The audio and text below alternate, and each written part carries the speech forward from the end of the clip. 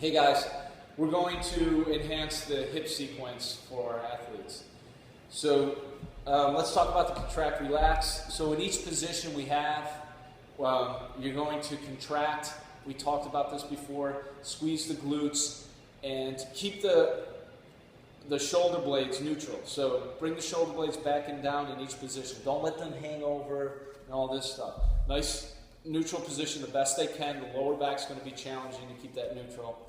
And then after that 10-second contraction, let them sink. Sink into it means just like increase the range of motion, but you're not contracting the glutes. You're relaxing the glutes, but you're trying to sink into the stretch further and hold it for 30 seconds, 45. If you have time, a minute, let them hold into that position. A couple more pointers are that when we get into the pigeon, don't let them sit down. Get the knee down first and the foot. Keep the hips up. Get them in a neutral position by closing this hip, closing the opposite hip down to the ankle. Shoulders are back and down. Then they drive. Their contraction is to drive this knee down to the floor.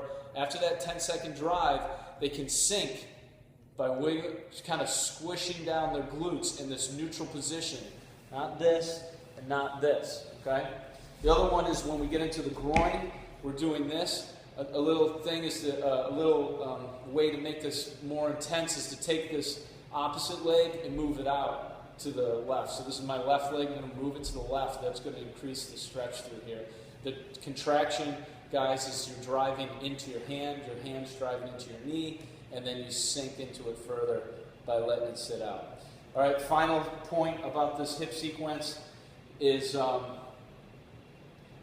that when we finish, we can go right into a modified couch stretch. So we finish with the right leg, put it down on the ground, get your left leg forward, and before we start the left leg hip sequence, get a nice neutral position, close this door, don't keep it open, and then just go into a modified couch stretch by squeezing the glutes and tilting that pelvis. Just a pelvis tilt alone is going to get the stretch.